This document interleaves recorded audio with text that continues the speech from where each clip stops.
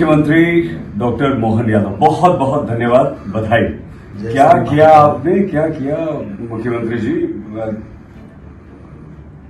ये क्या हुआ, कैसे, मतलब सारी दुनिया अंदाजा लगाती रह गई, सबसे अधिक आप पर विश्वास, ये विश्वास क्या है आलाकमान? मैं भारतीय जनता पार्टी की ताकत मानता हूँ। भारतीय जनता पार्टी विश्व की सबसे बड़ी लोकतांत्रिक पार्टी है और हम जैसे सामान्य कार्यकर्ताओं को उठा करके जो जहाँ जिसकी आवश्यकता लगती है उसको वहाँ काम दे देते हैं। ये उसी का एक तरह से परिलक्षण है और ये हम मान के चलते हैं कि माननीय यशस्वी प्रधानमंत्री के नेतृत्व में जिस प्रकार से देश सभी क्षेत्रों में भाजपा के कार्यकर्ताओं से काम ले रहा है, देश के बाकी लोगों में जिस प्रकार का संदेश है, उसी प्रकार से यशस्वी गृह मंत्री, यशस्वी राष्ट्रीय अध्यक्ष माननीय नड्डा जी, माननीय अमित शाह जी, हमारे निवर्तमान मुख्यमंत्री जी और हम सब मिलकर के माननीय प्रधानमंत्री के नेतृत्व में, मैंने पहले उच्च शिक्षा मंत्री के रूप में काम किया था।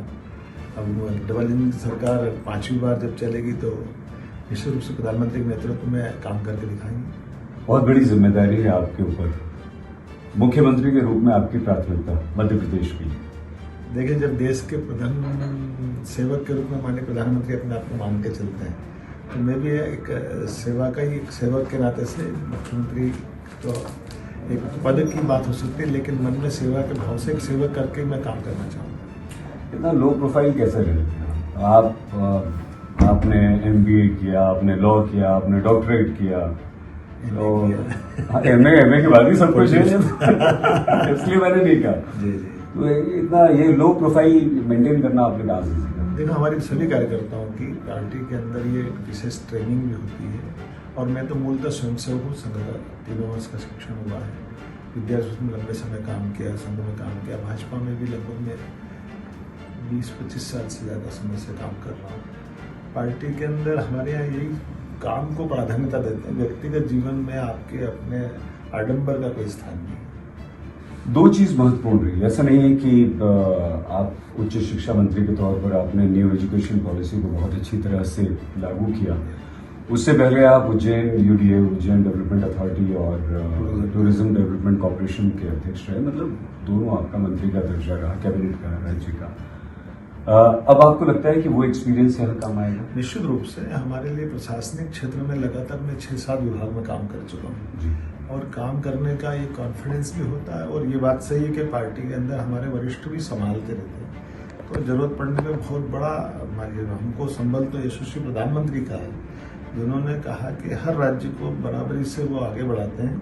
यहाँ तक कि कई ऐसे राज्य जो विपक्षी दलों के, लेकिन माननीय प्रधानमंत्री जी कभी भी ऐसा कोई मौका आता है कि राज्य सरकार को अगर केंद्र सरकार की जरूरत है तो वो दमदारी से साथ आते हैं। और मैं तो ये मान के चलता हूँ, यशस्वी पूर्व निवर्तमान मुख्यमंत्री माननीय शिवराज सिंह जी ने हमारे प्रदेश को माननीय बंटाधार के नाम से जानते थे। दिग्विजय सिंह के शासनकाल में प्रदेश की बहुत दुरावस्था थी, लेकिन आज एक अच्छी स्थिति में ले जाके उन्होंने देश को पहुँचाया है। उसी काम को, उनके बाकी कामों को यशस्वी प्रधानमंत्री के नेतृत्व में डबल इंजन की सरकार के नाते से आगे बढ़ाया।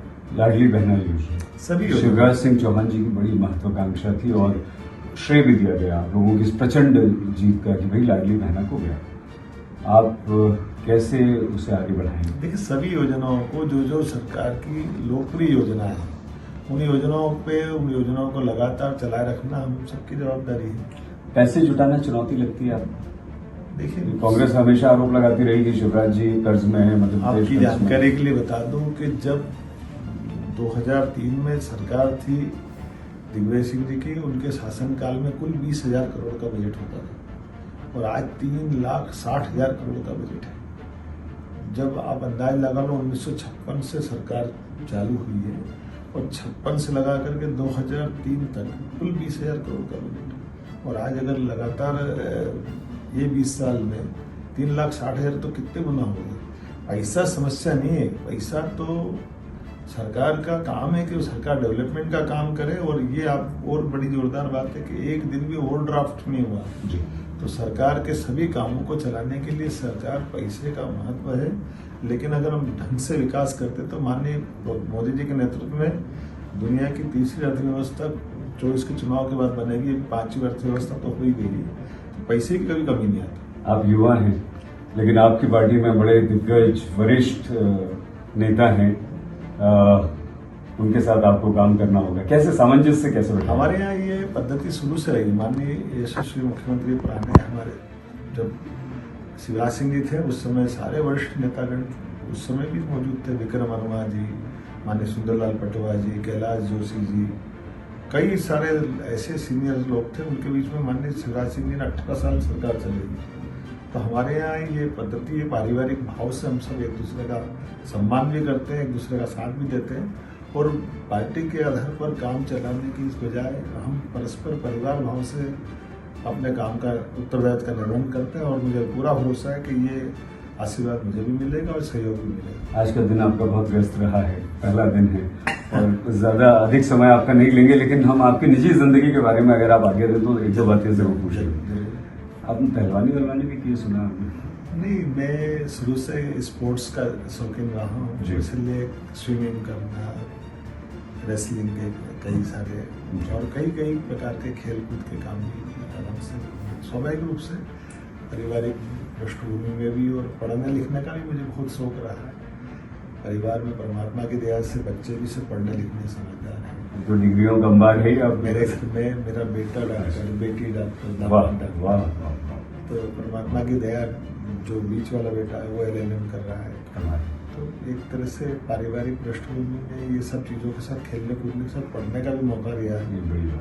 और इसी प्रकार से सामान्य जीवन जीते हुए किसान परिवार से निकल के आता हूँ। तो मैं उम्मीद करता हूँ कि जनता के बीच में जनता की सेवा करने का पार्टी ने मौका दिया। मैं अपने केंद्रीय नेतृत्व का, प्रदेश नेतृत्व का हृदय से आभार मानता हूँ। दो अंतिम प्रश्न। छात्र राजनीति, आप समिति सचिव, अध्यक्ष, उसके बाद भारतीय जनता युवा मोर्चा, ये कैसे आप मध्य प्रदेश के युवाओं को आगे लेकर जाएंगे? क्या आप उनके लिए करने का सोचते हैं? देखिए, मैं लगभग 10 साल तक विद्यार्थी परिषद में मैंने काम किया है, नगर मंत्री से लेकर राष्ट्रीय मंत्री तक। और ये बात सही कि कॉलेज समय में छात्र संघ चुनाव लड़ना उस समय हमारे दौर में तो बहुत महत्व का था।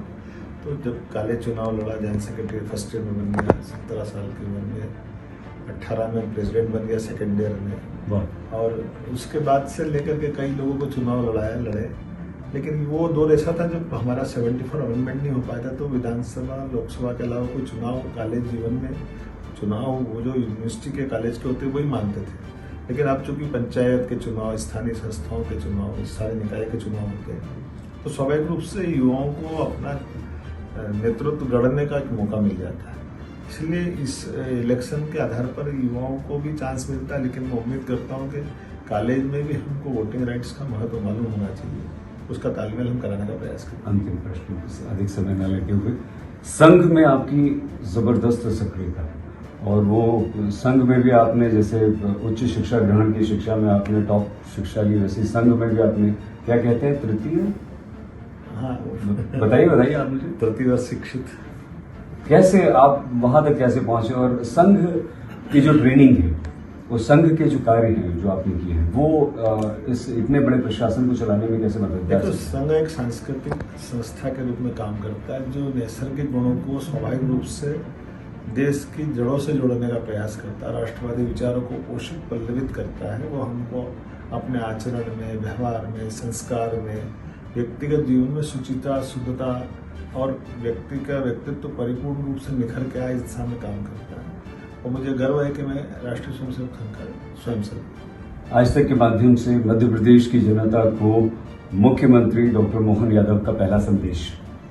मैं एक प्रधान सेवक के रूप में काम करना चाहूँगा और जनता के हितों को लेकर के, प्रदेश के हितों को लेकर के, सभी को साथ में लेकर के विकास के लिए जो हो सकता है, माननीय यशस्वी प्रधानमंत्री के नेतृत्व में डबल इंजन की सरकार के नाते से हम सभी क्षेत्रों में काम करते हैं।